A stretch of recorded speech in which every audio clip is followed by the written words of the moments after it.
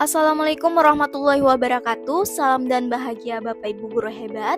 Perkenalkan, nama saya Yulianti, CGP Angkatan 10 Unit Kerja SMA Negeri 5 Bantaeng. Pada kesempatan hari ini saya akan memaparkan aksi nyata modul 1.4 Budaya Positif yang akan kita mulai dengan rancangan tindakan aksi nyata. Sebagaimana yang kita ketahui bersama bahwa budaya positif menciptakan suasana pembelajaran yang aman, nyaman, dan menyenangkan.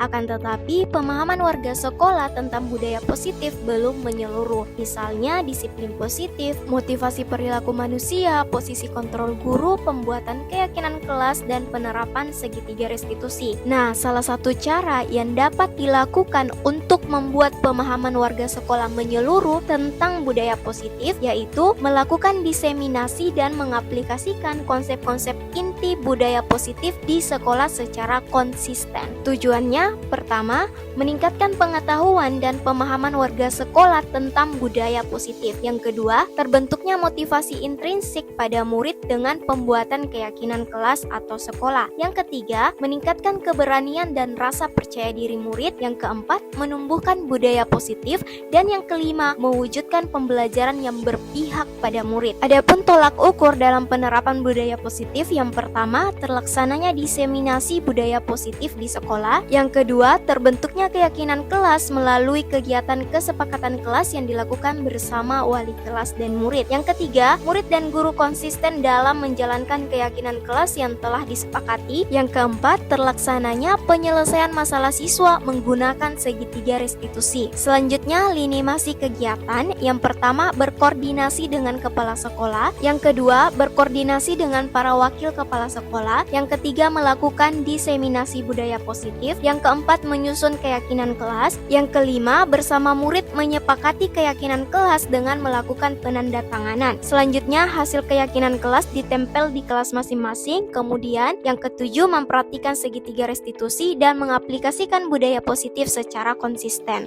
Adapun dukungan yang dibutuhkan dalam penerapan budaya positif, yang pertama, dukungan dari kepala sekolah, pendidik, dan tenaga kependidikan untuk dapat bersama-sama berupaya konsisten dalam menerapkan budaya positif. Yang kedua, dari orang tua atau wali murid untuk dapat bekerja sama menerapkan budaya positif di lingkungan rumah. Kemudian yang terakhir, perlengkapan yang dibutuhkan dalam melaksanakan penerapan budaya positif seperti post-it, LCD, proyektor, spidol, spanduk, kamera, dan lain-lain. Berikut penyebaran pemahaman budaya positif kepada rekan guru di SMA Negeri 5 Bantaeng. Sebelum kita lebih jauh masuk ke kegiatan diseminasi ini, izinkan kami memberikan penghormatan lebih awal yang terhormat para wakil kepala sekolah yang hadir pada kesempatan yang baik ini. Yang sama-sama kami hormati rekan calon guru penggerak angkatan 10, Ibu Rizky dan Ibu Yuli.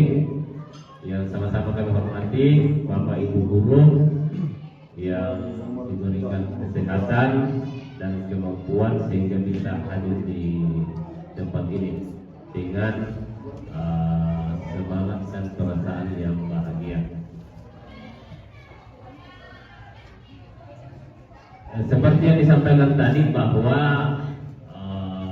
kegiatan diseminasi budaya positif ini merupakan rangkaian dari kegiatan pendidikan guru penggerak.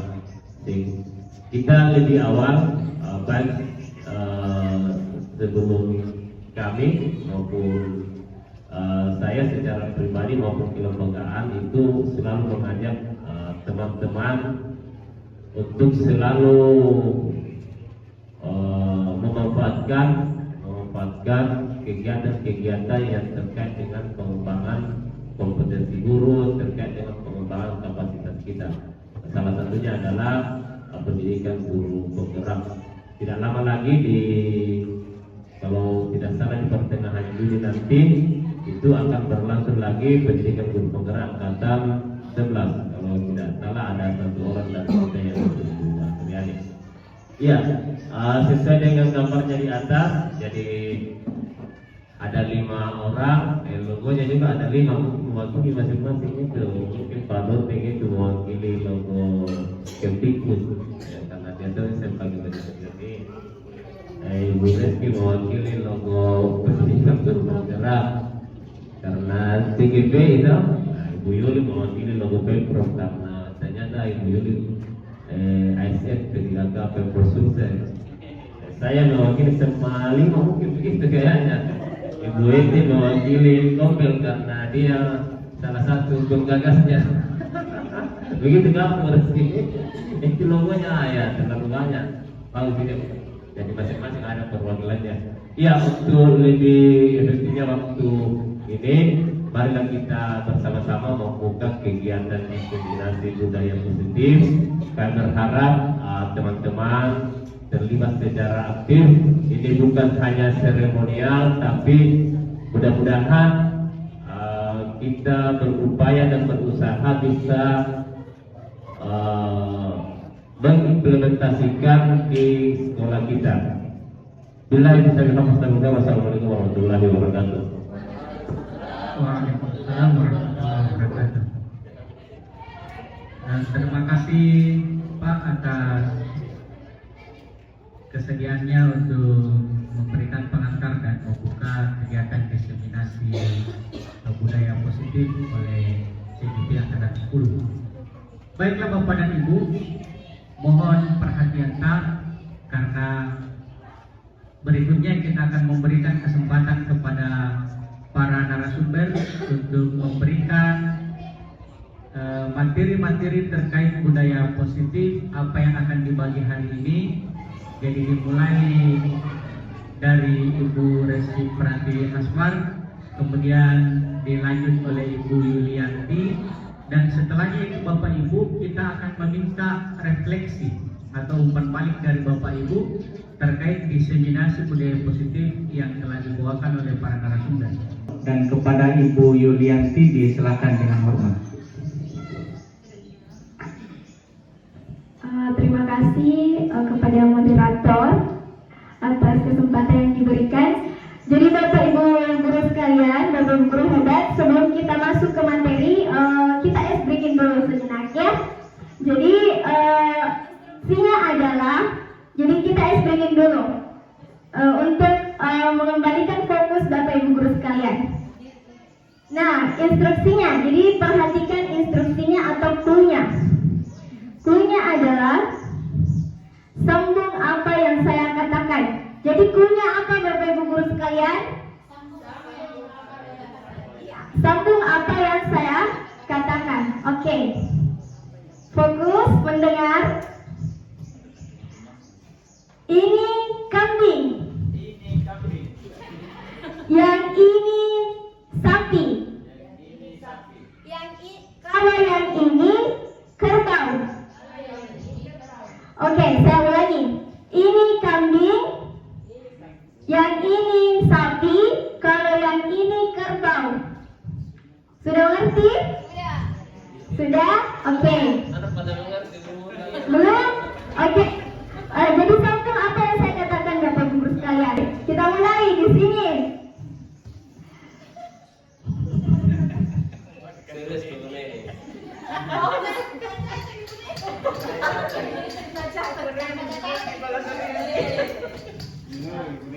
Yang ini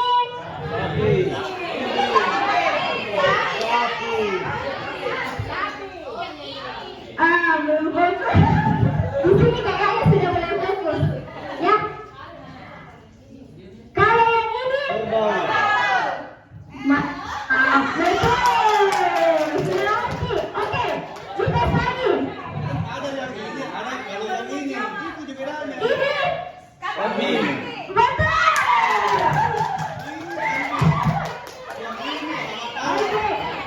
Oke, sudah bagus. Kalau begitu, Jangan perhatikan dari jadinya benar kalimatnya. ya. Dari ada yang bisa menjelaskan? Ini saya. Oke.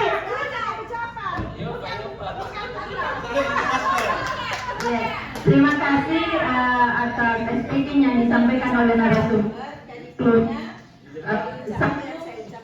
Saya ucapkan. Jadi mengatakan ini kambing, berarti kalau dia katakan ini kambing, berarti sambungannya kambing. yang ini Sapi, berarti kalau dia katakan yang ini berarti kita sambung sapi. berarti kita sambung jadi kerbau. Ya, jangan terpengaruh dengan itu. Terima kasih. Assalamualaikum warahmatullahi wabarakatuh. Jadi yang saya katakan ya, bukan dari posisi saya, posisi tangan saya. Ini cuma apa ceritanya istilahnya? Iya betul. Pengacau gitu. Jadi ada yang sudah bisa menangkal. Jadi di kampus ini sebenarnya sudah bisa menangkal. Cuman lebih banyak yang masih bingung. Tapi kalau di sini semuanya sudah bisa fokus. Oke. Jadi Bapak Ibu guru sekalian, terima kasih atas fokusnya. Semoga setelah speaking ini bisa kembali fokus mendengarkan materi yang akan saya sampaikan. Terima kasih banyak atas partisipasinya. Nah, lanjut langsung saja untuk mengefisienkan waktu. Sebelumnya saya ingin mengucapkan terima kasih kepada Bapak Kepala UPT SMA Negeri 5 Bantaeng dan rekan-rekan guru sekalian yang telah berpartisipasi, yang telah hadir pada kegiatan ini dalam kegiatan diseminasi budaya positif. Jadi Bapak Ibu guru sekalian, materi ini adalah materi yang sangat penting untuk kita pahami dan untuk kita terapkan di lingkungan sekolah kita. Kenapa? Karena hal ini juga mendukung visi sekolah kita. Jadi sangat mendukung visi sekolah kita berhubungan. Jadi untuk mewujudkan visi sekolah kita sendiri di SMA Negeri 5 Bantaeng ini harus ada yang namanya budaya positif. Jadi pertanyaannya, apa itu budaya positif? Oke, itu pertanyaannya. Jadi pertanyaannya adalah apa itu budaya positif? Kalau kita berbicara budaya berarti itu adalah sesuatu hal yang dilakukan atau berupa sebuah pembiasaan. Jadi kalau kita melihat di atas bahwa budaya positif itu adalah pembiasaan yang bernilai positif. Jadi nilainya positif, di mana di dalamnya menyangkut serangkaian kegiatan atau serangkaian sejumlah kegiatan yang mampu menumbuhkan karakter positif di dalam diri siswa kita, murid kita. Nah, ketika hal tersebut, kegiatan tersebut sudah membudaya di dalam diri peserta didik kita, ibu guru sekalian, tanpa kita awasi, tidak perlu kita awasi, hal itu akan tetap berjalan. Jadi kebiasaan itu akan tetap mereka lakukan walaupun tanpa dalam pengawasan kita semua, Bapak Ibu guru sekalian. Nah, lanjut.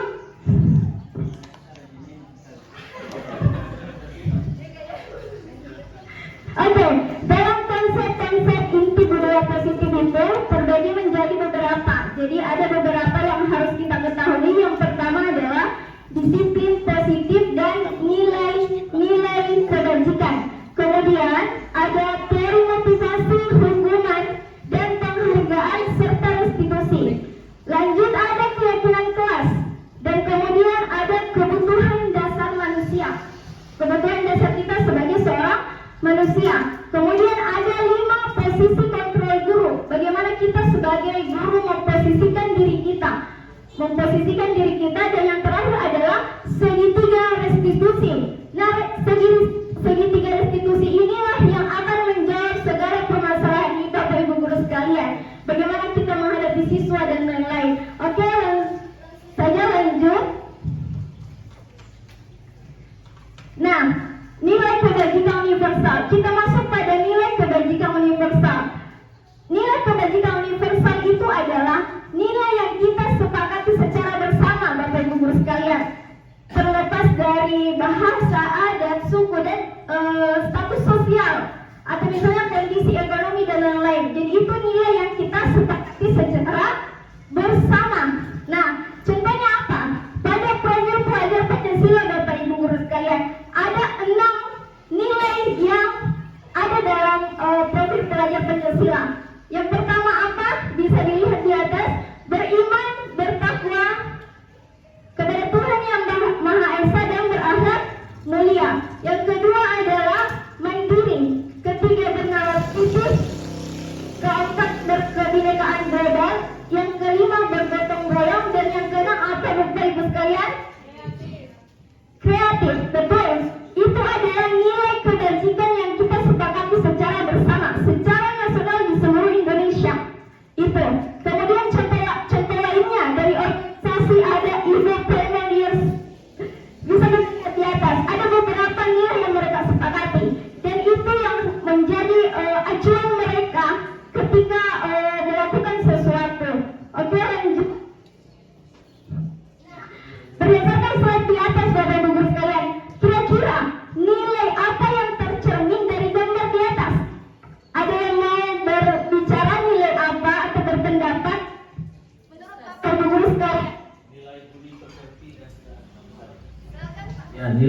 budi pekerti dan ketuhanan yang Maha Esa.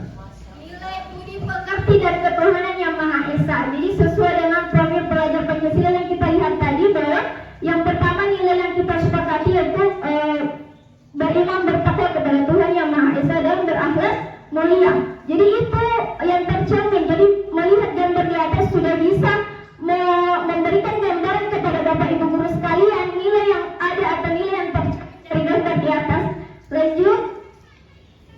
Nah, disiplin positif kalau kita hubungkan dengan pendapat Ki Hajar Dewantara bahwa untuk mewujudkan murid yang merdeka, murid harus memiliki yang namanya disiplin yang kuat. Jadi harus memiliki disiplin yang kuat. Nah, yang berasal dari dirinya maupun dari luar. Nah, lanjut. Nah, menurut Diane Gosson, jadi seseorang yang memiliki disiplin diri berarti mereka bisa bertanggung jawab atas apa yang telah dilakukan, apa yang dilakukannya berdasarkan nilai kebajikan universal atau nilai yang diyakini atau nilai yang mereka percaya. Nah, selanjutnya disiplin positif ini adalah salah satu cara untuk menerapkan sikap disiplin yang bertujuan untuk tujuannya adalah untuk menumbuhkan kesadaran kepada peserta didik kita serta memberdayakan mereka peserta didik kita tanpa mereka mengharapkan imbalan, penghargaan maupun iming-iming ataupun hadiah. Jadi tanpa ada imbalan mereka akan tetap melakukan hal tersebut. Oke, lanjut. Nah, Bapak Ibu guru sekalian, ketika siswa kita bertindak, pasti ada yang mendasari atau ada yang mendorong mereka bertindak hal tersebut. Nah, di sini ternyata dibangun sebuah teori motivasi. Jadi katanya berdasarkan teori motivasi ini ada dua hal yang membuat siswa kita berperilaku. Jadi ada dua motivasi. Apa itu? Yang pertama adalah motivasi eksternal.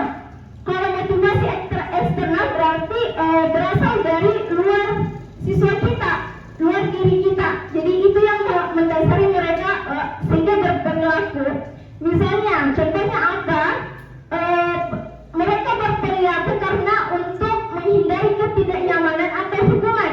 Misalnya, siswa mengumpulkan tugas karena mereka tidak nyaman dan tidak ingin dihukum, makanya mereka mengumpulkan tugas. Itu masih motivasi eksternal, ya. Lanjut, untuk mendapatkan imbalan.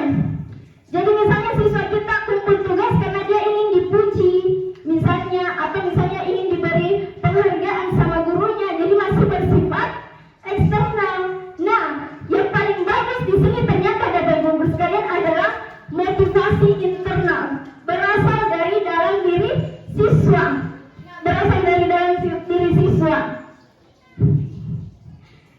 Oke, nah motivasi eksternal di sini untuk menjadi orang yang merdeka, yang mereka inginkan, dan menghargai diri sendiri dengan nilai-nilai yang mereka percaya. Karena adanya nilai-nilai yang mereka percaya, makanya mereka bertindak, mereka mengumpulkan tugas karena mereka percaya bahwa saya harus menjadi orang yang bertanggung jawab. Mereka menuntut tugas. Jadi biar tidak dikasih imbalan, hukuman apapun, mereka pasti akan melaksanakan hal tersebut. Dipahami Bapak Ibu guru sekalian? Sama dengan kita Bapak Ibu guru sekalian, kita punya kewajiban sebagai seorang guru. Berarti kita mempercayai suatu nilai dalam diri kita bahwa saya melakukan ini, berarti saya menjadi pribadi yang bertanggung jawab, saya menjadi pribadi yang disiplin, seperti itu. Lanjut, apa yang sudah kita dengarkan dari awal sampai sekarang itu sangat berhubungan antara nilai kebajikan, antara motivasi eksternal internal masuk ke keyakinan kelas.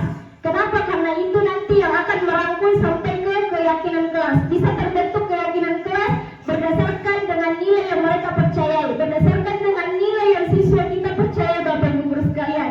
Jadi keyakinan kelas itu merupakan nilai-nilai kebajikan yang disepakati bersama secara universal.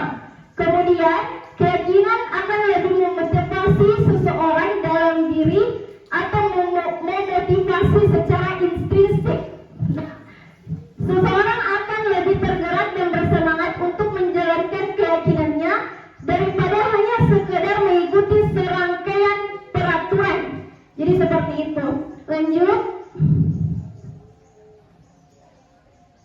Nah, ini adalah contoh kesepakatan kelas yang telah dibuat. Ingat Bapak Ibu Guru, dalam membuat keyakinan kelas itu dia sifatnya abstrak, kemudian harus mengandung kalimat yang positif. Jangan ada mengandung kalimat yang negatif. Contohnya apa? Misalnya, jangan makan di dalam kelas. Itu adalah kalimat yang mengandung negatif karena ada kata jangan di dalam. Tidak boleh. Begitu. Jadi kita ubah ke kalimat yang lebih positif. Misalnya, tadi contohnya jangan terlambat datang ke sekolah. Jadi kehadiran dan keterlambatan. Hadir di kelas tepat waktu apabila terlambat, berikan alasan. Jadi seperti itu.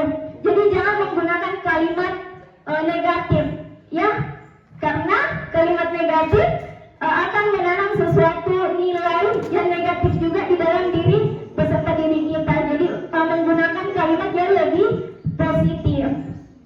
Kita bisa lihat di atas contohnya. Lanjut.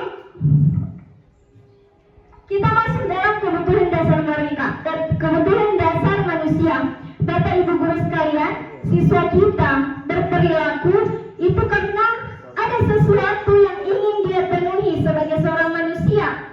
Jadi dia misalnya malas di kelas, tidak mencatat, atau misalnya terlambat, pasti ada yang membuat dia melakukan hal seperti itu. Apa misalnya karena mereka ingin memenuhi kebutuhan dasarnya sebagai manusia. Jadi ingin memenuhi kebutuhan dasarnya sebagai manusia. Nah, jadi kalau ada perbuatan yang dilakukan, kita lihat dulu siswata. Kita tanya-tanya dulu kira-kira apa yang belum terpenuhi dari siswata. Apa itu contoh kebutuhan dasar manusia? Ada 5 kebutuhan dasar manusia. Yang pertama adalah kebutuhan untuk bertahan hidup.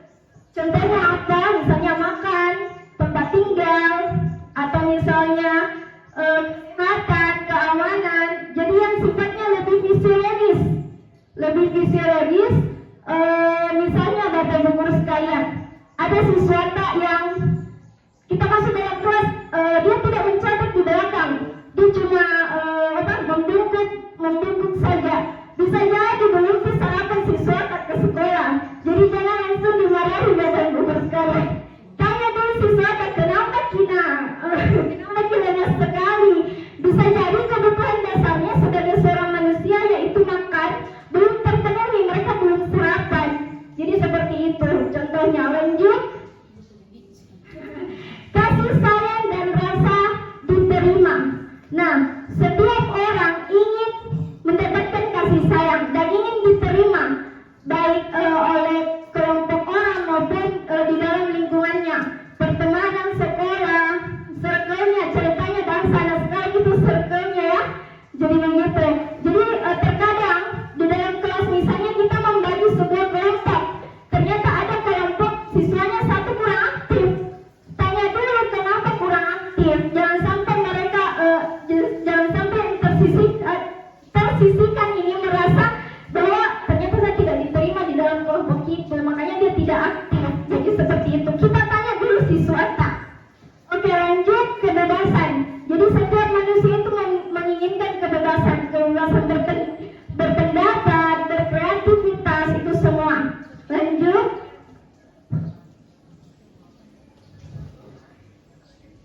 Kesenangan. Jadi kesenangan itu adalah kebutuhan untuk mencari kesenangan, bermain, tertawa. Bayangkan hidup tanpa kenikmatan apapun betapa menyedihkannya Bapak Ibu Guru sekalian. Jadi misalnya contohnya ya, untuk kesenangan kadang ada siswa yang senang kalau misalnya mengolok-olok temannya itu. Jadi ada siswa kadang itu mengolok-olok temannya karena dia merasa senang ketika dia mengolok-olok temannya. Jadi kadang seperti itu. Nah, hal seperti ini kalau ada kasus seperti ini, mereka bertanya anak kita, kira-kira masalahnya di mana, kebutuhan dasarnya yang belum terpenuhi seperti apa. Kira-kira ada hal lain yang bisa menjadi solusi sehingga dia tidak melakukan istilahnya memenuhi kebutuhan dasar kesenangannya itu tanpa merugikan orang lain. Seperti itu Bapak Ibu Guru sekalian. Lanjut, penguasaan. Jadi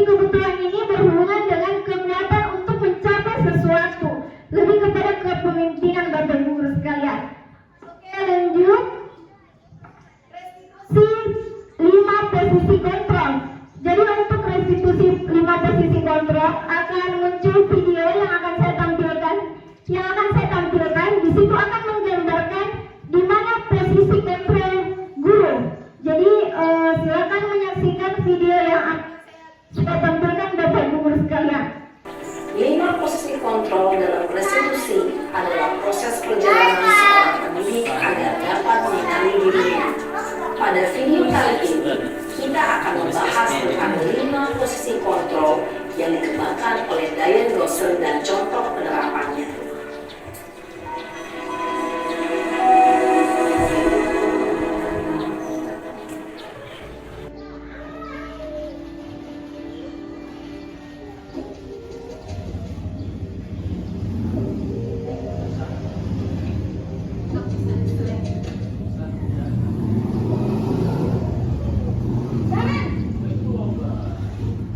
Sini kamu.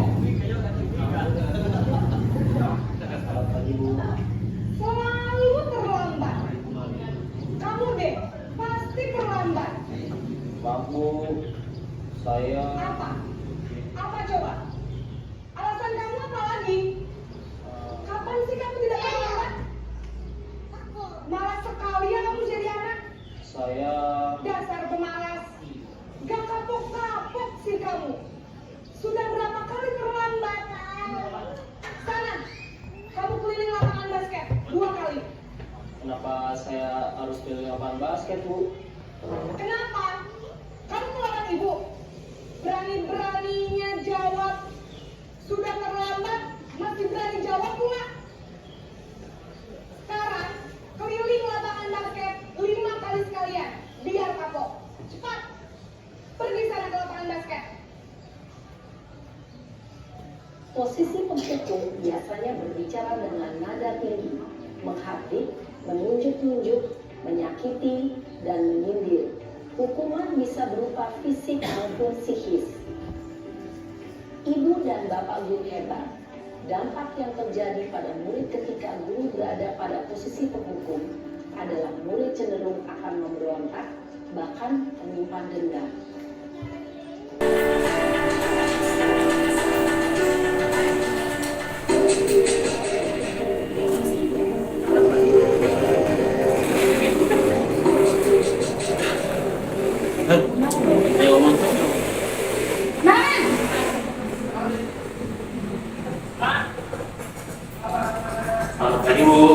Naren, kamu kenapa terlambat lagi, nak?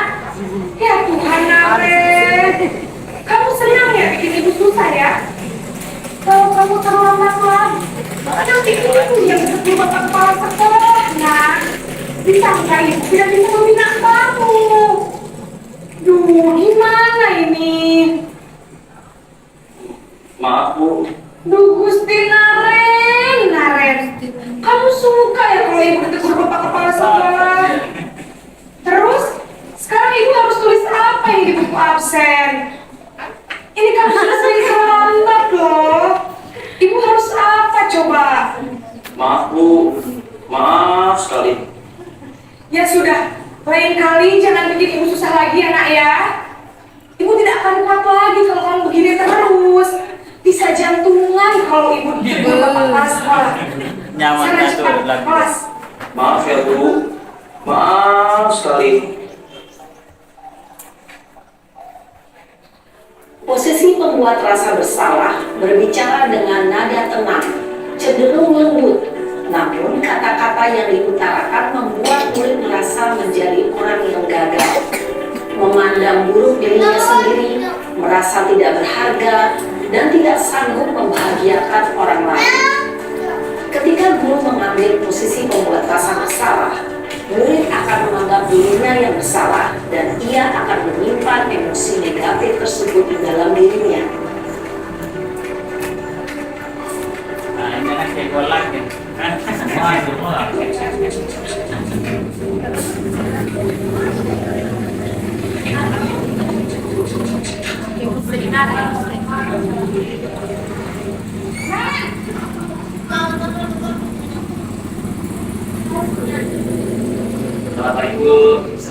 Wah, sudah jam berapa ini, Nak? Selamat pagi ya sayang. Iya Bu, habis ibu saya lupa bangunkan saya Bu. Makasih ya. Kamu malah menyalahkan ibu kamu. Kamu bukannya anak yang larinya paling kencang. Kok terlambat sih? Iya Bu, pertama lambat banget tadi. Jadi biarpun saya lari kencang, tetap kejar Bu. Ya sudah sana. Nanti lain kali larinya lebih kencang lagi ya. Biar gak terlambat lagi. Bikin seneng ibu. Demi ibu. Bisa kan? Bisa lah Bu. Ya sudah sana masuk kelas. Ibu beresin urusan absen kamu. Kamu ini ada-ada saja. Dalam sesi lama, guru berbicara dengan nada suara ramah, akrab, cenderung bersebar gurau untuk menjaga suasana tetap santai.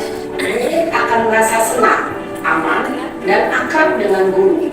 Identitas yang tercipta adalah identitas sukses atau namun tidak ingat, karena ini masih dorongan eksternal, maka ada faktor ketergantungan dari kepada orang tertentu. Di sini ada absennya, sehingga di lain waktu murid bisa berperilaku baik, namun hanya kepada orang-orang tertentu saja.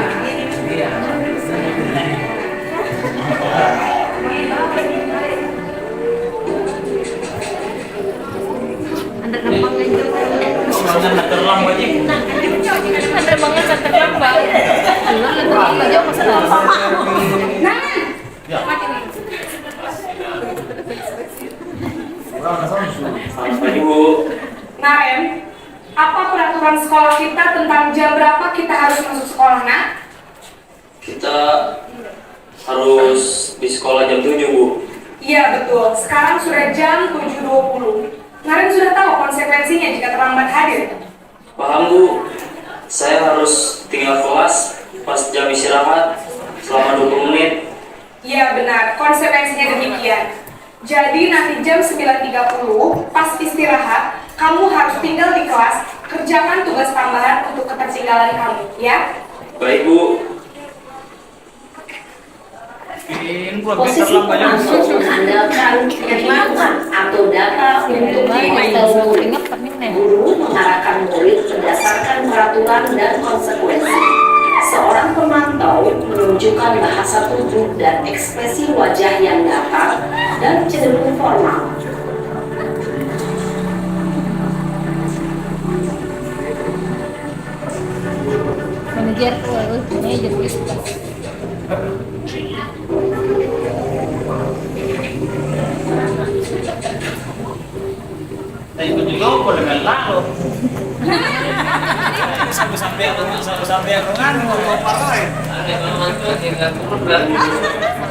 Selamat pagi, Naren.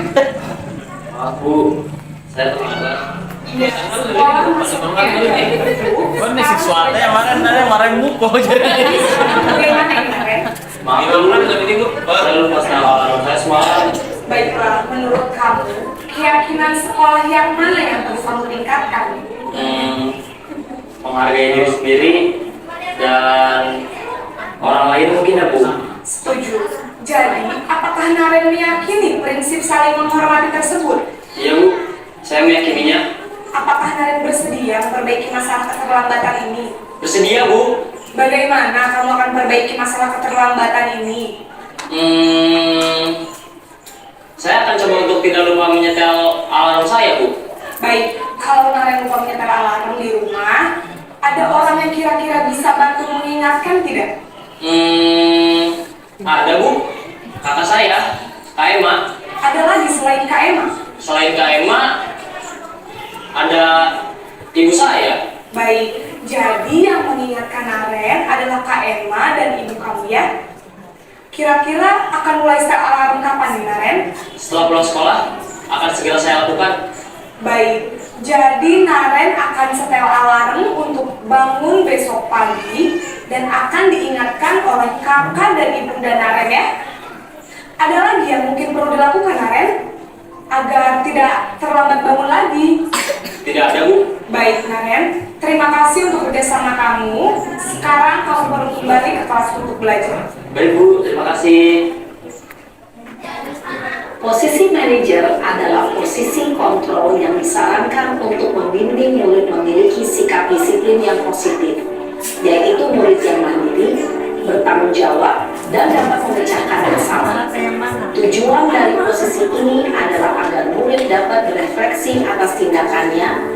Guru akan dengan tulus memberikan pertanyaan-pertanyaan bermakna, sehingga membuat murid dapat belajar dari kesalahannya dan mencari sebuah solusi untuk menyelesaikannya. Ibu dan Bapak guru hebat, setelah mengamati adegan kelima posisi kontrol tadi, kira-kira posisi mana yang paling ideal? Posisi mana yang dapat menunjang motivasi intrinsik murid? Ya, tentu posisi manajer.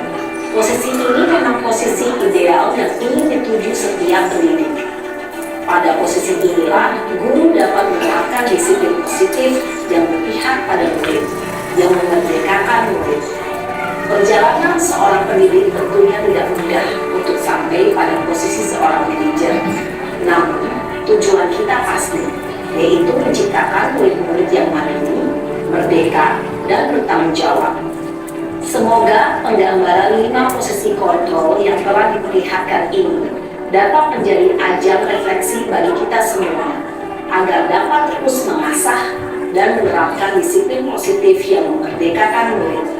Mari terus berlatih dan bersemangat. Selamat menerapkan. Salam dan bahagia, Ibu dan Bapak guru hebat. Tadi ada 5 posisi kontrol manusia. Yang pertama apa tadi? Penghukum. Yang kedua, pembuat merasa bersalah. Yang ketiga, teman. Yang keempat, memonitor. Oke, memonitor atau memantau. Dan yang terakhir, manajer. Pertanyaannya, berada di manakah posisi teman-teman sekalian selama ini? Itu pertanyaannya. Ada yang bisa menjawab? Posisi saya sebagai guru pada saat menghadapi siswa yang bermasalah, apalagi siswa yang terlambat, kadang saya memposisikan diri saya sebagai teman. Kadang juga kalau terlalu kelewatan anak-anak terlambat 1 kali, 2 kali, 3 kali, maka kita bisa berpikir tidak bisa kapan dikasih toleransi anak kalau begini berkali-kali terlambat, apalagi kalau didapat di belakang. Jadi terkadang saya biasa menghukum anak-anak, tapi kalau baik sehat ibu biasanya jadi teman. Berarti sesuai hati. Posisi kontrol tahu. Apa masalahnya sehingga sering Posisi hati dia. seperti itu. Terima kasih. Mantap untuk rekan kita. Terima kasih. Saya merefleksikan diri terhadap dulu ini tahun bagus untuk kita. Saya tertarik di pengelolaan kelas apa? Bukan. Kesepakatan kelas. Sering kita salah tafsir nanti. Bukan wali kelas ini maksudnya. Semua guru itu adalah seperti ini, memiliki perencanaan, pelaksanaan dan seterusnya yang baik. Apa yang harus dilakukan oleh guru ketika menghadapi berbagai macam tipikal atau karakter anak itu. Jadi pada saat kita belajar, suasana batin itu memang seperti yang dikatakan oleh Ustaz tadi, memang guru sekarang dipertemukan dengan hal-hal yang banyak sekali memicu. Dulu kalau masalahnya di rumah dikaitkan misalnya di sekolah, di tempat kerjanya, inilah yang membuat kita kan guru adalah guru. Jadi sebagai subjek kita memang merasa seperti apa pilihan guru misalnya guru sekarang merdeka, masih banyak kita termasuk saya juga yang merasa apa yang harus dilakukan ketika kita melakukan atau mendidik mereka atau mengajarkan mereka dan sebagainya, sehingga pilihan kita adalah yang kita rencanakan itu mungkin itu sering yang saya ceritanya adalah kesepakatan kelas yang kita praktekkan semua dalam kehidupan sehari-hari sebagai pendidik atau pengajar memang agak berat. Jadi saya pribadi semua tadi melihat posisi kita adalah, tapi ada yang dikatakan tadi di adalah sebagai manajer. Dari tampilan video itu yang ingin saya sampaikan adalah karakter peserta didik ini kan berbeda-beda. Terus bagaimana caranya agar peserta didik yang karakternya ini berbeda-beda itu bisa lebih terkontrol lagi bila sudah berada di lingkungan sekolah. Nah, terus yang kedua, saya lihat dari pengalaman kenyataan dalam ini kehidupan sehari-hari, terkadang peserta didik itu dia lebih mendengar, lebih takut kepada bapak ibu gurunya kebanding orang tuanya di rumah. Itu. Iya, terima kasih. Semua kesempatan yang diberikan. Jadi kalau saya ditanya bilang di kontrol mana saya berada selama ini, yang karena baru saya lihat ini, yang saya jalankan selama ini hampir semua yang saya jalankan semua baru ini saya menjelaskan. Kemudian kalau kita berbicara kepada anak, contoh tadi dibilang sama Pak bahwasanya karakter anak itu berbeda-beda. Sama halnya dengan siswa yang terlambat. Ada siswa yang terlambat, memang dia sengaja memperlambat dirinya masuk di kelas. Ada juga, memang ada sesuatu hal yang membuat siswa ini terlambat. Ada juga, ada di sekitar sekolah ini, tapi memang dia sukanya memang terlambat masuk. Sehingga guru ini saya ditanya tadi kontrol yang mana kita pakai pada selama ini. Kadang saya pakai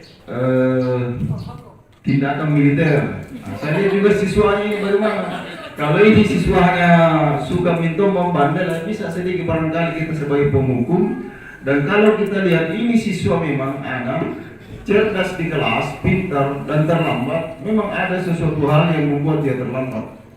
Saya kira seperti itu. Yang terakhir barangkali guru inilah yang barangkali yang harus pintar-pintar melihat siswa ini seperti apa kira-kira yang kita kasih ini anak-anak yang terlambat misalkan. Tapi kalau saya lihat di video yang terlambat ini itu terus. Jadi guru ini saya akan dikasih teori bahwasanya kalau berkali-kali terlambat dirubah caranya. Dan memang saya sepakat juga itu. Saya kira guru memang hebat dan selalu menjalankan tugasnya. Ya harus pintar-pintar barangkali menilai anak. Saya kira berdasarkan video yang sudah Bapak Ibu guru sekalian lihat tadi, hal yang diharapkan di dalam 5 posisi kontrol guru itu sendiri adalah harapannya adalah kita berada di posisi manajer. Itu adalah posisi yang paling tepat. Kemudian jadi setiap ada murid yang mengabaikan keyakinan kelas, maka ada perlakuan khususnya Bapak Ibu guru sekalian. Nah, lanjut ketika ada siswa yang mengalami permasalahan atau ada yang kita lihat sementara bermasalah, bagaimana cara kita sebagai seorang guru mengatasi masalah tersebut atau membantu siswa kita untuk mengatasi masalah tersebut adalah kita melakukan yang namanya segitiga restitusi. Jadi segitiga restitusi itu adalah proses dialog kita dengan siswa yang nantinya akan membuat siswa menjadi mandiri, bagaimana dia menemukan solusi sendiri dari masalah yang telah dia perbuat. Jadi proses untuk merestitusi atau memperbaiki masalahnya, kemudian menemukan solusinya. Nah, ada 3 tahap yang perlu dilakukan dalam segitiga restitusi ini Bapak Ibu guru sekalian. Yang pertama adalah menstabilkan identitas, yang kedua adalah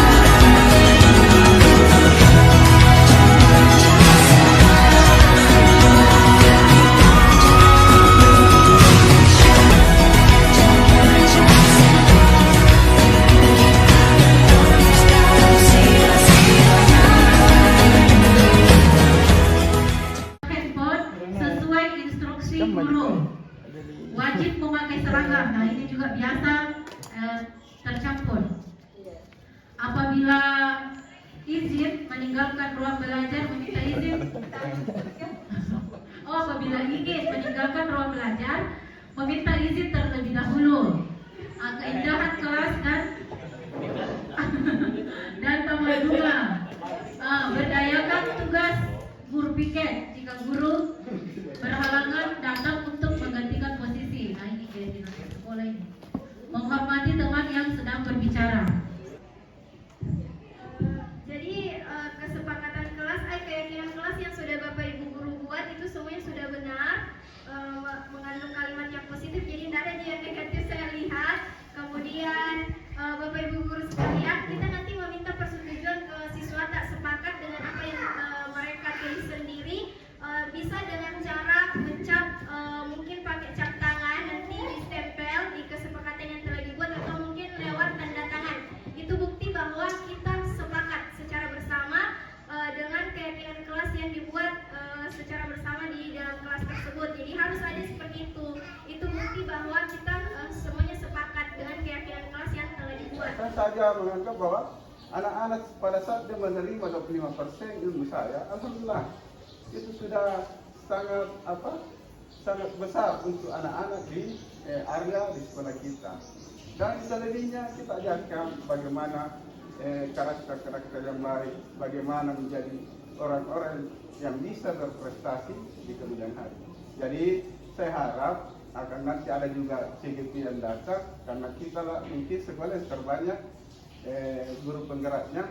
Kita mulai dari sekarang beralih dari budaya yang kurang positif ke budaya yang positif. Itulah yang diharapkan oleh kurikulum Merdeka, aksinya yang kita tunggu. Terima kasih. Assalamualaikum warahmatullahi wabarakatuh. Jadi betul sekali yang dikatakan oleh Pak Andi Mustafa. Jadi untuk menerapkan budaya positif ini di sekolah itu sendiri adalah dimulai dari diri kita sendiri sebagai seorang guru. Jadi berdasarkan hal tersebut itu juga merupakan suatu pembelajaran terhadap diri saya sendiri dan untuk kita semua. Jadi tanamkan dulu di dalam diri kita sendiri nilai-nilai tersebut, disiplin tersebut, budaya positif tersebut, sehingga nanti akan berdampak ke seluruh siswa.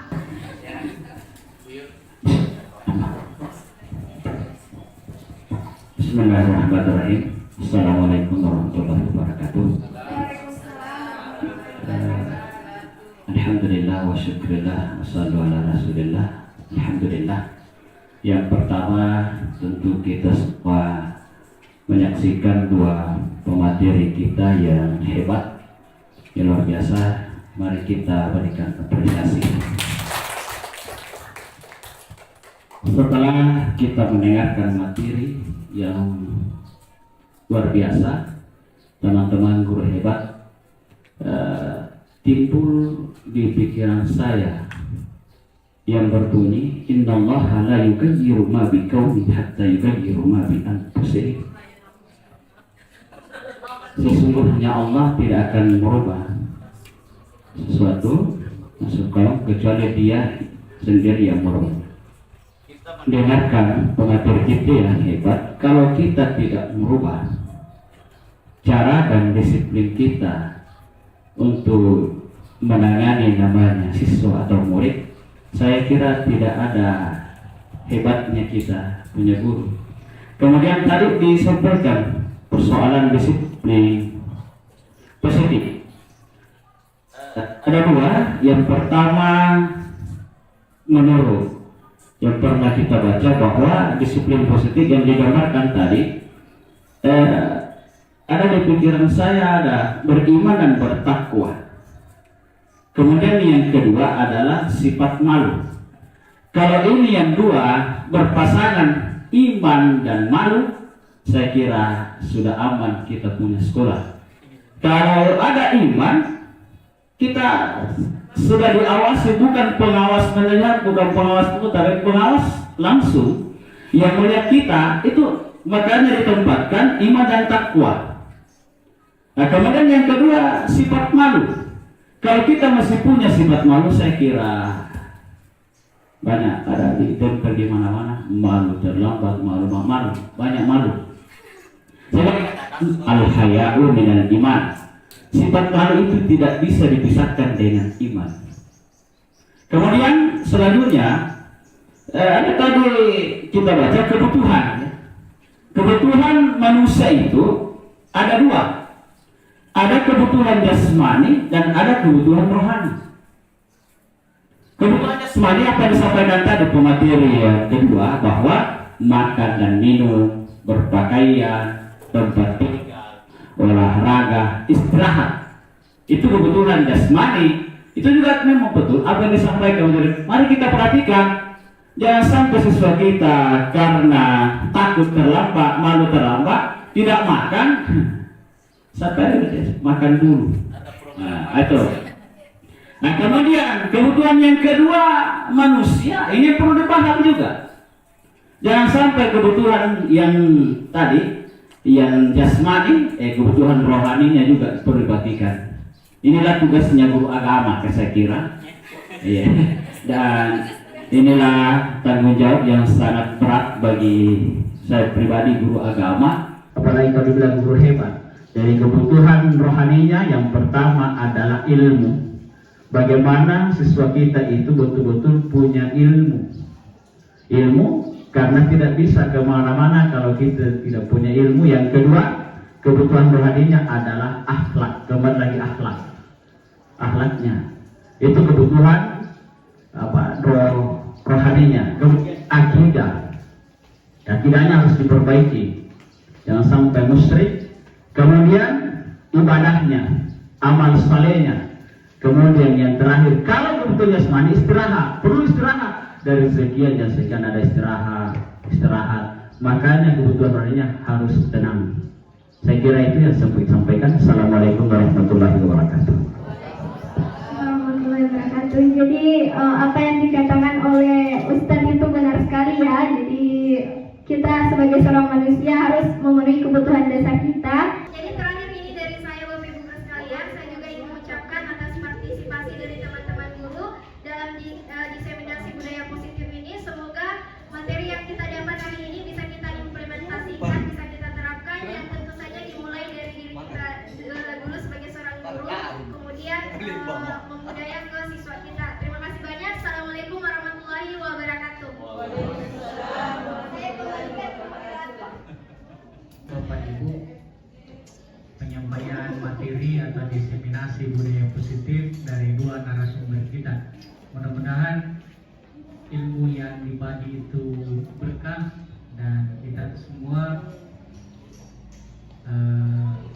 dapat memahami dengan baik dan bisa syukur-syukur bisa diaplikasikan untuk ke depannya. Dan kepada Bapak saya persilakan dengan hormat.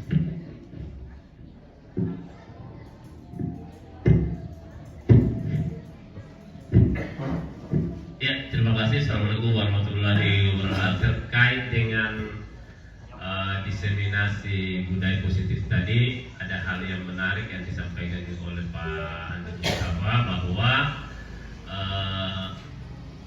yang ingin disampaikan Pak Andi itu adalah bahwa di motivasi itu ada dua, motivasi eksternal dan motivasi internal. Kita berharap apa yang kita lakukan itu lahir dari motivasi internal. Lahir dari motivasi dari diri kita. Misalnya hadir tepat waktu. Jadi kalau saya itu menganut hadir tepat waktu. Ya, hadir tepat waktu, bukan hadir terlalu cepat, bukan juga hadir terlalu lambat. Hadir tepat waktu kalau misalnya 7.15 ya jam 7 atau 6.45 itu alhamdulillah. Dan kalau setengah 7 sudah harus ada di sekolah, itu sebenarnya penganiayaan kepada teman-teman. Masih banyak hal yang bisa dikerja di rumah, disuruh datang setengah 7 atau jam 6.15 ya.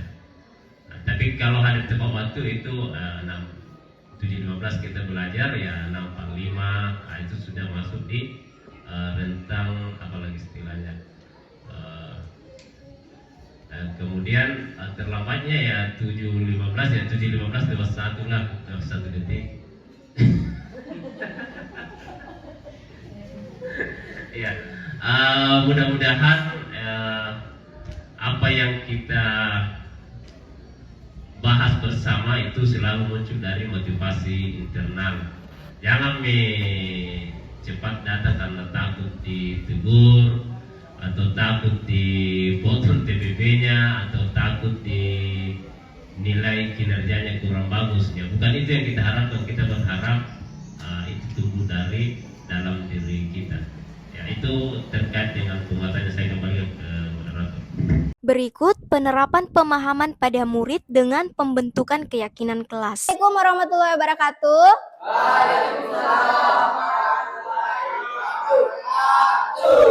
Bagaimana kabarnya semuanya? Sehat? Mana semangatnya dulu, sehat? Oke, jadi seperti biasanya untuk semester ini kita akan membuat yang namanya keyakinan kelas. Nah, ada yang tahu apa itu keyakinan kelas? Oke, karena tidak tahu Ibu sampaikan ya. Jadi keyakinan kelas itu sesuatu yang kita terapkan di dalam kelas ini sesuai dengan keyakinan yang kalian, sesuai dengan nilai-nilai yang kalian yakini dan nanti akan kita sepakati secara bersama. Itu keyakinan kelas. Jadi sudah mengerti? Jadi keyakinan kelas itu ciri-cirinya dia tidak boleh mengandung kalimat negatif. Apa itu kalimat negatif? Tidak boleh mengandung kalimat tidak, jangan. Jadi jangan menggunakan seperti itu. Jadi nanti sebentar pada saat kalian membuat sebuah keyakinan kelas itu hindari kalimat jangan, tidak, kalimat negatif ya. Tapi menggunakan kalimat positif. Misalnya apa? Contohnya Ibu jelaskan. Kalau kalimat negatif itu jangan membuang sampah di dalam kelas. Nah, kalimat positifnya jagalah kebersihan di kelas atau jagalah kebersihan begitu. Jadi itu perbedaannya kalimat negatif sama kalimat positif. Jadi kalau tadinya tidak, kata tidaknya kita hilangkan dan diganti dengan kalimat yang lebih positif. Kayak tadi jagalah kebersihan kelas begitu. Oke, dimengerti? Sudah siap membuat keyakinan kelas? Oke, Ibu akan bagikan post-it untuk membuat keyakinan kelas.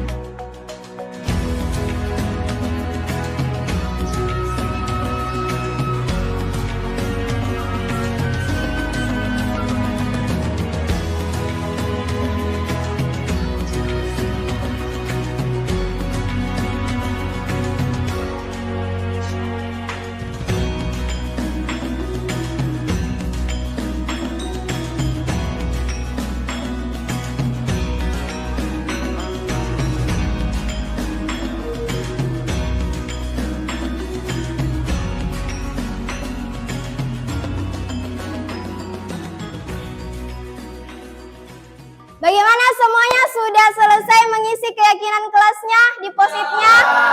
Sudah, kalau begitu silakan semuanya tempel apa yang sudah kalian tulis keyakinan kelas kalian berdasarkan nilai-nilai yang kalian yakini di atas papan tulis. Silakan semuanya.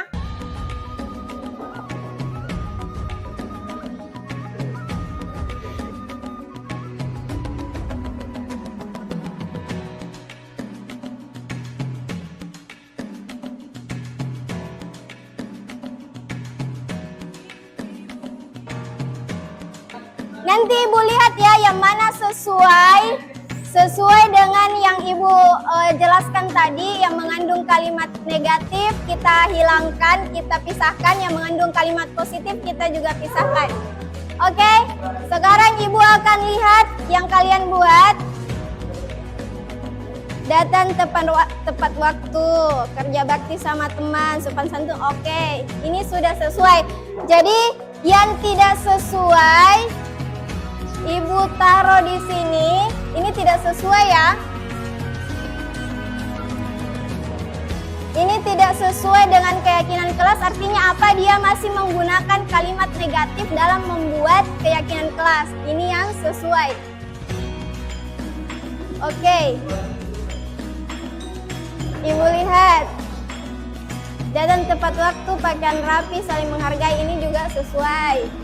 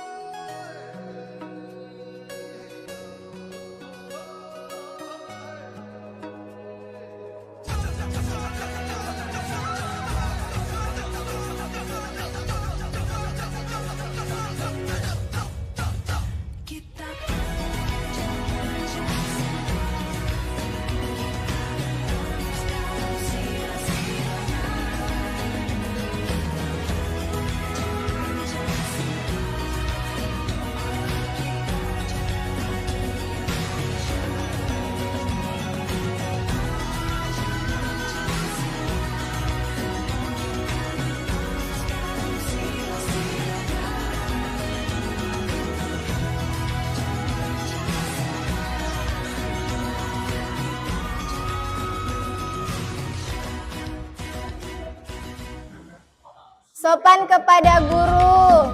Ini bagus sekali nih, siapa yang bikin?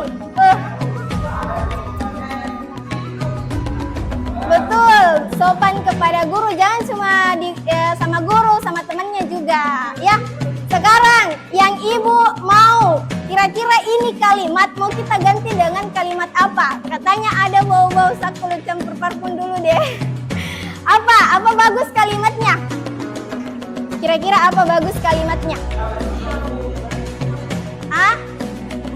Berarti menjaga kebersihan diri dan sekolah ya. Menjaga kebersihan diri dan sekolah ya. Oke.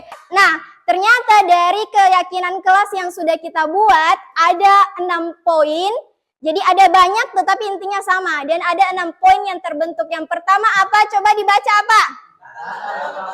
Yang kedua apa? Yang ketiga saling menghargai. Yang keempat, yang kelima, yang keenam,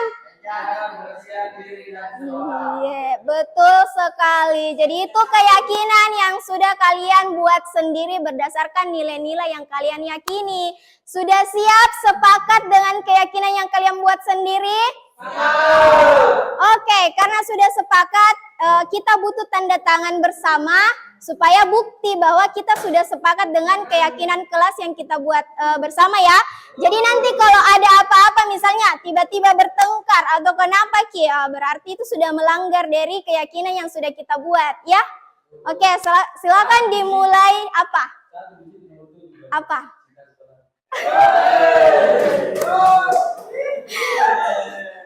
Beda itu beda, oke? Jadi tadi intermezzo. Oke, fokus lagi. Jadi karena sudah disepakati, sekarang kita mulai dari Wawan ya, tanda tangan sesuai dengan apa yang sudah kita sepakati. Silakan Wawan ke atas.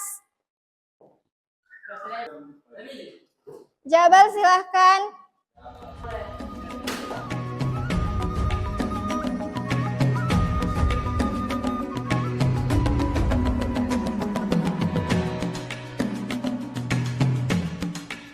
Baiklah, jadi ini adalah bukti bahwa kita sudah menyepakati keyakinan kelas secara bersama. Ya, jadi sudah ada kesepakatan lewat tanda tangan ini.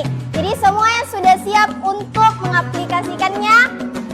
Siap. Kalau begitu, terakhir dari Ibu, itulah keyakinan kelas yang sudah kita buat secara bersama. Terima kasih banyak waktunya. Assalamualaikum warahmatullahi wabarakatuh. Berikut penerapan segitiga restitusi dan respon murid. Assalamualaikum, Bu. Waalaikumsalam. Duduk, Pak. Bagaimana kabarnya, Fani? Baik, Bu. Iya, jadi Fani, saya dengar ada laporan dari ketua kelas. Katanya Fani bertengkar dengan Rindi ya? Iya, Bu. Habisnya kesal sama Rindi, Bu. Kenapa? Kenapa kesal sama Rindi? Karena neledek-ledek terus ke Rindi pakai kekurangannya bapakku, Bu. Oh, begitu. Wajarlah kalau Fani kesal. Jika Ibu ada di posisi Fani, Ibu juga pasti akan membuat hal yang sama. Iya, Bu. Lalu apa yang kamu lakukan sama Rindi? Saya marah-marah sama Rindi, Bu. Saya maki-maki Rindi tanpa sadar saya menendang pintu. Oh, begitu ya. Pasti kamu berbuat seperti itu ada alasannya. Iya, Bu. Karena masa saya diam jadi ledek pakai kekurangannya bapakku. Oh iya. Wajarlah kalau Fani marah karena tidak rela kalau diledek menggunakan kekurangan Bapak Fani. Nah, Ibu sangat menghargai tindakan Fani yang tidak berbuat lebih buruk dari itu seperti memukul Randy. Sekarang, coba Fani pikirkan, tindakan kamu marah sampai menendang pintu apakah sesuai dengan keyakinan kelas kita? Tidak, Bu. Menurut Fani, keyakinan kelas apa yang sudah dilanggar? Saling menghormati antar teman. Iya, betul. Menurut Fani, saling menghormati antara teman penting tidak? Penting, Bu.